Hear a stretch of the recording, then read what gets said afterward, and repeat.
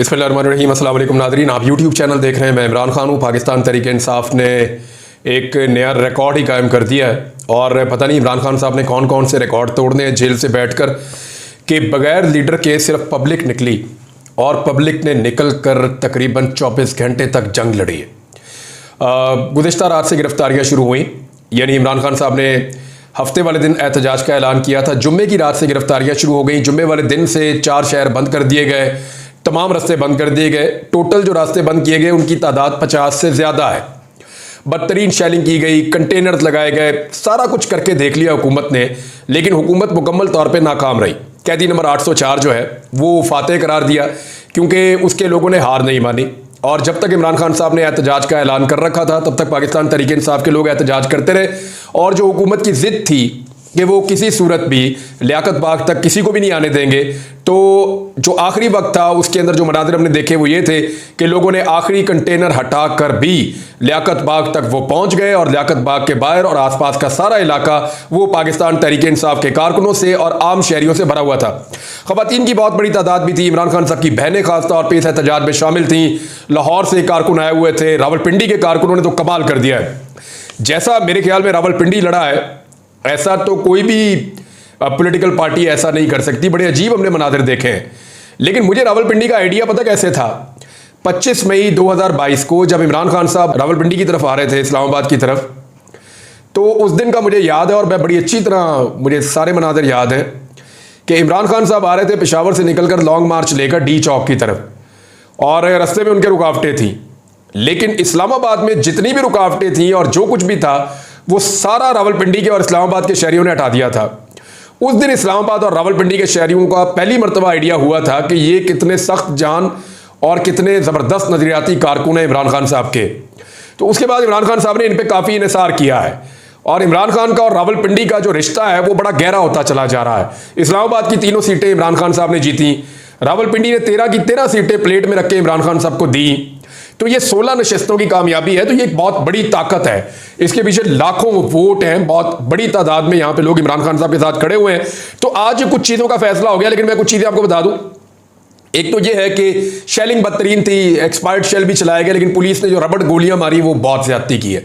कुछ बुजुर्ग हैं, उनके वो कमीज़ें उठाकर दिखा रहे थे, उनको रबड़ की गोलियां लगी हैं। कुछ मीडिया वाले हैं, उनको रबड़ की गोलियां लगी हैं। मीडिया वालों को सारा दिन मार पड़ती रही, कल से मार पड़ने का सिलसिला शुरू हुआ और जिस चैनल के रिपोर्टर को या जिस चैनल के कैमरामैन को मार पड़ती थी वो फिर खबरें चलाते थे कि हमारे रिपोर्टर को या कैमरामैन को मार रहे हैं। इसके अलावा वो एहतजाज नहीं दिखाते थे। यानी पाकिस्तान के इलेक्ट्रॉनिक मीडिया ने मुनाफकत की इंतहा कर दी है।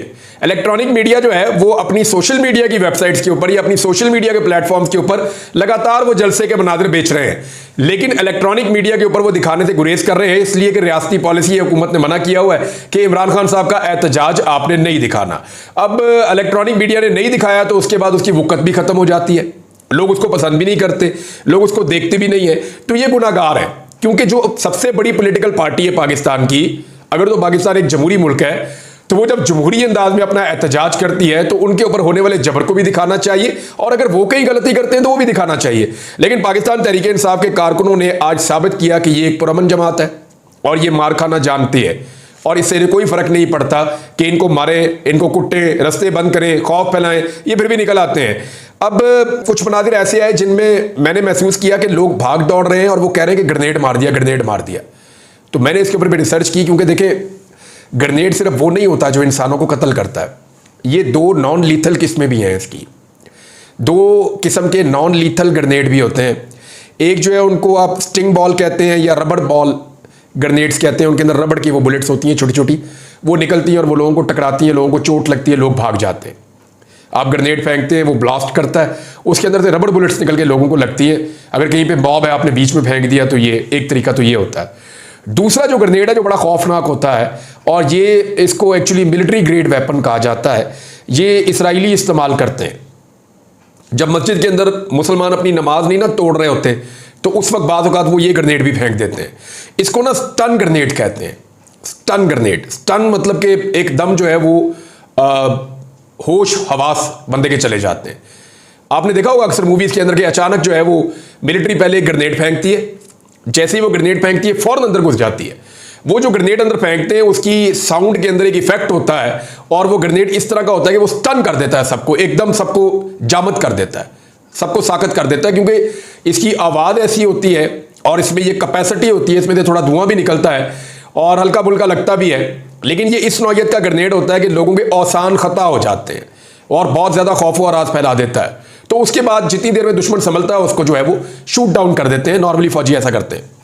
अब यहाँ पे जो मनाजिर मैंने देखे, वहाँ पे देखा कि अचानक एक ग्रेनेड की आवाज़ आती है और उसके बाद लोग चीखते हैं, चिल्लाते हैं कि ये तो ग्रेनेड फेंक दिया, ग्रेनेड फेंक दिया, और लोग कलमे पढ़ते हुए भाग रहे हैं और बहुत परेशान है। तो अब मैं कह नहीं सकता कि वो क्या चीज़ थी। अगर तो वो एक ग्रेनेड था, मेरी 2-3 लोगों से बात हुई, उन्होंने कहा जी हम आपको यकीन दिलाते हैं कि ये ग्रेनेड नमा चीज़ है और ये एक दफ़ा नहीं 2-3 दफ़ा फेंकी गई है। तो अगर ये कोई चीज़ फेंकी गई है तो ये नॉन लीथल है, यानी इससे इंसान मरते नहीं हैं, लेकिन ये इंसानियत के ख़िलाफ़ भी है कि इस तरह के वेपन इस्तेमाल किए जाएँ जो मिलिट्री ग्रेड के हों। और ये नई मिसालें जो है वो मरियम नवाज़ की जो पंजाब हुकूमत है, फॉर्म 47 की जाली टिकटॉक हुकूमत, वो ये नई से नई मिसालें कायम कर रही है। रावलपिंडी के हर इलाके से नौजवान निकले, हर इलाके से बुजुर्ग निकले हैं और पुलिस ने सारे हथियार अपने इस्तेमाल किए, पूरी ताकत यूज़ की। और खैबर पख्तूनख्वा से जो काफिला आ रहा था सबकी नज़रें उसके ऊपर थी, लेकिन रावलपिंडी के लोगों ने आज मैदान मार दिया। उन्होंने तमाम रुकावटें उठा के फेंक दी, उन्होंने सारे रास्ते खोल दिए, उन्होंने रात तक फस्तायत का मुकाबला किया। एहतजाज होता है घंटे का, 2 घंटे का, बस 15 मिनट का, 20 मिनट का भी एहतजाज होता है। एहतजाज किया, मीडिया आया, कवरेज हुई, बात खत्म। नॉर्मल एहतजाज तो ऐसे होते हैं, लेकिन यहाँ पे एहतजाज लगभग 12 घंटे तक लोग भूखे प्यासे रियासत की फस्तायत का मुकाबला करते रहे, पुलिस के डंडे गोलियां खाते रहे, गिरफ्तारियां देते रहे हैं, मार खाते रहे हैं और शेलिंग जो है आंसू गैस की वो बर्दाश्त करते रहे और एक दूसरे को सपोर्ट भी करते रहे। घरों से आने वाली खवातीन ने पानी, नमक और तौलिए और पट्टियां वो ये लेकर आए, पायोडीन लेकर आए, लोगों की मरहम पट्टी भी की, डॉक्टर्स भी वहां पे मौजूद थे, आंखों के ड्रॉप्स लेकर आए, वो लोगों की आंखों में डाल रहे थे। तो ये हमने अजीबोगरीब किस्म के मनाजर देखे आज रावलपिंडी में। यानी पाकिस्तान तहरीक-ए-इंसाफ को एक फैमिली के अंदर कन्वर्ट कर दिया है इस मौजूदा रजीम ने। इतना मारा कि पूरी कौम एक फैमिली बनती जा रही है, एक खानदान बनता जा रहा है और वो सारा खानदान जो है वो बहुत अगेंस्ट होता चला जा रहा है इस वक्त जो निज़ाम के बेनिफिशरीज हैं उनके। अब जिस किस्म भी हथियार इस्तेमाल किए, फ्यूचर में इन चीज़ों का पता चलेगा, कुछ भी कंफर्म नहीं किया जा सकता। मैंने कुछ विजुअल्स की बुनियाद पर आपको कुछ चीज़ें रिपोर्ट की हैं और कारकुन जो गिरफ्तार हुए हैं उनकी तादाद सैकड़ों में बताई जा रही है। और जब अंधेरा हुआ और एहतजाज मुकम्मल हुआ तो फिर पाकिस्तान तहरीक-ए-इंसाफ की जो मरकजी क़यादत है, अली अमीन गंडापुर साहब पहुंच चुके थे अपने काफिले को लेकर, बुरहान इंटरचेंज को वो क्रॉस कर रहे थे और उस वक्त सिचुएशन ये थी कि कंटेनर तक पहुंच गई थी। 2 रुकावटें इन्होंने दूर कर दी थी, ये वाली रुकावटें हटा रहे थे कारकुन, और कारकुनों की बहुत बड़ी तादाद पुल के नीचे से उतर के खेतों में से और पानी में से होती हुई बैक साइड में चली गई थी पुलिस के। तो पुलिस जितनी तादाद में थी उससे 10 गुना से ज्यादा कारकुन पुलिस की बैक साइड पे मौजूद थे और वो गाड़ियों के बगैर थे और वो पुलिस की बैक साइड से प्रेशर बढ़ा रहे थे। सामने अली अमीन गंडापुर मौजूद थे, लेकिन उस वक्त रात का वक्त था और उस वक्त एहतजाज को कॉल ऑफ कर दिया गया। पुलिस बीच में सैंडविच बनी हुई थी, लेकिन अल्लाह का शुक्र है कि कोई नुकसान नहीं हुआ, क्योंकि अगर दोनों तरफ से पुलिस पर प्रेशर बढ़ता तो खुदा न खास्ता उसके नतीजे में अफसोसनाक सूरत पैदा हो सकती थी और एक बड़े तसादुम से पाकिस्तान फिर बचा है। ये बात जो है वो अब दोनों फरीकों को समझनी चाहिए, खासतौर पे गवर्नमेंट को ये बात समझनी चाहिए कि ये एहतजाज से फ़र्क क्या पड़ता है। आप दफ़ा 144 लगा देते हैं, हर किस्म के एहतजाज की आप इजाज़त देते हैं, सारी पॉलिटिकल पार्टीज़ को कहते हैं आके कर लो, लेकिन जब इमरान खान साहब की पार्टी आती है तो आप उसको मना कर देते हैं। अली अमीन गंडापुर साहब ने वहाँ पर खिताब किया, उन्होंने कहा जी जो बातें की मैं आपको बता देता हूँ। उन्होंने कहा जी वक्त खत्म होने के बाद इमरान खान साहब के हुक्म के मुताबिक हम वापस जा रहे हैं। इमरान खान साहब ने कहा था कि आपने पूरा एहतजाज करना है, पूरा जोर लगाना है पहुंचने के लिए, और जहां पे आपको रोका जाए वहीं पे आपने एहतजाज करना है। हमारा ना कोई जलूस था, ना कोई जलसा था और ना कोई हमारा धरना था, यानी जलसा और धरना तो था नहीं, एहतजाज था। वो हमने भरपूर अंदाज में किया, अपनी ताकत हमने शो की है, पूरे खैबर पख्तूनख्वा से भी, पंजाब से भी, और पंजाब के 4 अजला जो रावलपिंडी का डिवीजन है वहां पर हमने अपनी ताकत शो की है हर जगह पर। अब अली अमीन गंडापुर साहब ने कहा कि क्योंकि इमरान खान साहब ने कहा था कि जब वक्त खत्म हो जाए तो जहां तक आपने एहतजाज कर सकते हैं वहां आपने एहतजाज करना है और उसके बाद फिर आपने वापस जाना है। अब हम वापस जा रहे हैं, हमारी तहरीक जारी रहेगी, हम आज़ाद हैं, हम मौत से नहीं डरते, मैं भी मरने के लिए तैयार हूं, क्या आप लोग भी तैयार हैं? तो लोगों ने कहा जी हम रेडी हैं। अली अमीन गंडापुर साहब जब वापस मुड़े तो रावलपिंडी में लोगों ने बहुत प्रोटेस्ट किया, बल्कि वहां पर जो अली अमीन गंडापुर साहब के साथ कारकुन मौजूद थे जिन्होंने रुकावटें अबूर भी कर ली थी, उन्होंने कहा कि जी हम वापस नहीं जाना चाहते, हमें अब रावलपिंडी जाना है। अब कारकुनों को निकालना तो आसान होता है, उनको रोकना बहुत मुश्किल होता है। तो उस वक्त अली अमीन गंडापुर साहब ने इमरान खान साहब का नाम लिया तो फिर कारकुन माने, कुछ कारकुन गाड़ियां रोक रहे थे कि जी ना जाएं वापस, लेकिन ये तनकीद तो अली अमीन गंडापुर पे होगी। अब इमरान खान साहब का एक्चुअल ऑर्डर क्या था वो आपको सुबह अदालत से परसों पता चल जाएगा कि क्या इमरान खान साहब इस पर राजी हैं या नाराज हैं। खैबर पख्तूनख्वा से आने वाले काफिले को वापस जाना चाहिए था या नहीं जाना चाहिए था, इसके ऊपर इमरान खान साहब की राय आना अभी बाकी है। वो उनकी बहनें जब जाकर मिलेंगी तो चीजें पता चल जाएंगी, या जर्नलिस्ट जाके मिलेंगे तो चीजें पता चल जाएंगी कि एक्चुअली इमरान खान साहब के दिमाग में इस सारी एक्टिविटी को लेकर क्या चल रहा है। बहरहाल आज का दिन पाकिस्तान तहरीक इंसाफ के नाम रहा और चंद चीजों का फैसला आज हो गया है। एक तो यह फैसला हो गया जी कि अवाम मौजूदा हुकूमत से सख्त नाराज है, वो इन्हें पसंद नहीं करते, अवाम मौजूदा हुकूमत से सख्त मायूस हो चुकी है। दूसरा इस चीज का फैसला हो गया कि इनके पास किसी किस्म का कोई सलूशन नहीं है। ये जो है बेवकूफों का एक टोला है, ये एक एहतजाज को मुल्क गिर एहतजाज में बदलने की सलाहियत रखते हैं। ये हुकूमत अपनी जिद और अपनी अना की खातिर पूरे पाकिस्तान को आग भी लगा सकती है, ये लोगों की जान से भी खेल सकती है। रात को जैसे इन्होंने लाइटें बंद की हर तरफ, तो ऐसा खौफ पैदा हो गया था कि खुदा न खास्ता कोई सानिया ही ना हो जाए। और जब लोग डिस्पर्स हो गए वापस अपने घरों को चले गए तो जो मीडिया वाले सड़कों पे मौजूद थे या बाकी लोग, तो उनके ऊपर रबड़ गोलियां चलाना शुरू कर दी पुलिस वालों ने। मीडिया वालों को लगी है, वो रिजवान गलती वहां पे खड़े हुए थे, वो मैं विजुअल्स देख रहा था और वो इतने परेशान कुन विजुअल्स थे कि वहां ज्यादा जर्नलिस्ट खड़े हुए थे, पुलिस उनके ऊपर जो है वो रबड़ की गोलियां चला रही थी कि ये लोग भी यहां से भाग जाएं। तो पुलिस जो है वो तकरीबन अपना ज़हनी तवाज़ुन जो है खो चुकी है जो कुछ हो रहा है। एक और चीज जो साबित हुई वो ये हुई कि कैदी नंबर 804 उसको इस वक्त अवाम की भरपूर सपोर्ट मैसर है। और नंबर 4 ये है कि लोगों का खौफ खत्म हो गया, लोग अब डरते नहीं है। यानी आप कंटेनर लगाएं, आप गोलियां चलाएं, आप हवाई फायरिंग करें, आप रबड़ बुलेट मारें, आप शेलिंग करें, डंडे मारें, गिरफ्तारियां करें, लोगों का खौफ खत्म हो गया। मैंने मनाजिर देखे कि जो पुलिस वालों की बसें हैं ना, जिनके अंदर वो कैद करके ले जाते हैं, कैदियों वाली वैन्स, उनके अंदर हाथ पे हाथ मार के पाकिस्तान तहरीक इंसाफ के नौजवान हंस रहे हैं और इंजॉय कर रहे हैं कि जी हम गिरफ्तार हो गए, अच्छा हो गया, वो एक बार रह गया उसको भी अंदर बुला लो। ये तो चल रहा है इनका। यानी पाकिस्तान तहरीक इंसाफ के लिए गिरफ्तारी मसला ही कोई नहीं रहा, डंडे खाना प्रॉब्लम ही कोई नहीं रहा। वहां खड़े होकर नौजवान बातें कर रहे थे जी काफी अरसा हो गया था आंसू गैस स्मेल नहीं किया, तो चलो अच्छा हो गया, दोबारा से आंसू गैस की हमारी स्मेल जो है वो रिफ्रेश हो गई।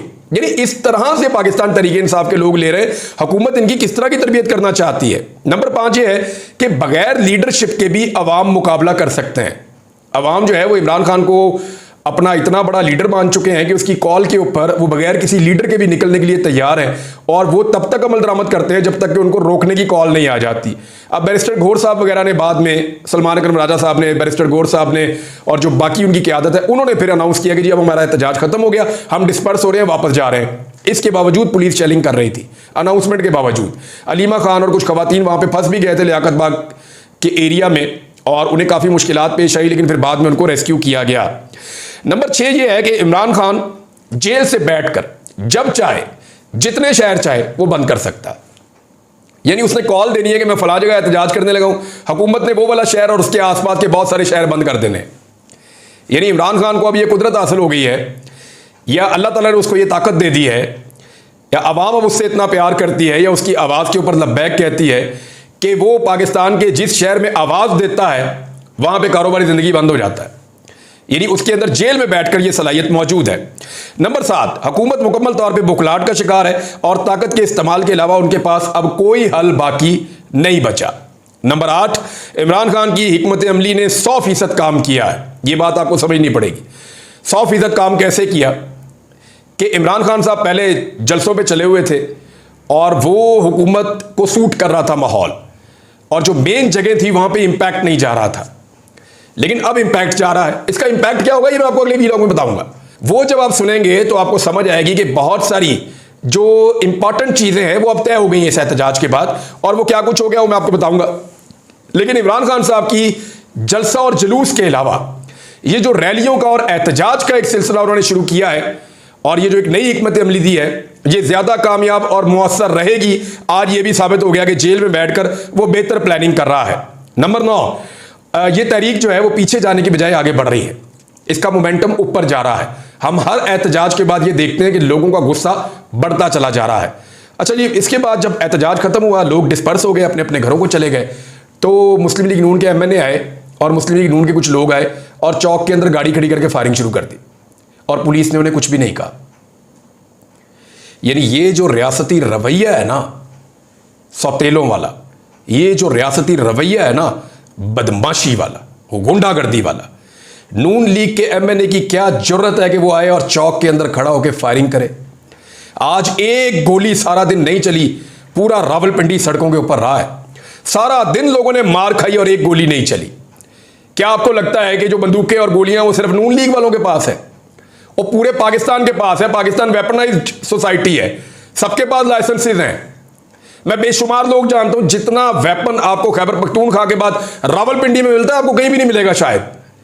तो बेशुमार ये भी गोली चला सकते थे, छतों पे चढ़ के हवाई फायरिंग कर सकते थे। ये गलत काम किया है। यानी जैसे जाली फार्म 47 की फतह इन्होंने मनाई, उसी तरह जब लोग डिस्पर्स हो गए अपने घर चले गए तो झूठी फतह मनाने के लिए चौक में आके इन्होंने हवाई फायरिंग की है।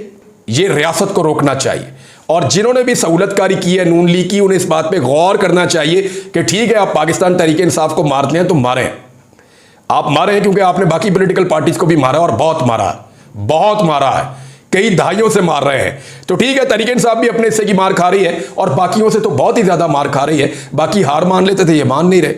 लेकिन एक सियासी जमात को फ्री हैंड देना कि वो आए और आकर फायरिंग करे, ये तो मुशर्रफ के दौर में होता था कि काफ लीग के लोग गुंडागर्दी करते थे और नून लीग और पीपल्स पार्टी वाले बेचारे पिसते थे। लेकिन आज उससे भी बुरा हाल हुआ है कि ये चौक में आकर अपनी फतह अनाउंस कर रहे हैं कि सारा दिन पुलिस लोगों को मारती रही है और लोग बर्दाश्त करते रहे। अब जब वो 12 घंटे लड़ने के बाद अपने घर गए तो इन्होंने हवाई फायरिंग शुरू कर दी है।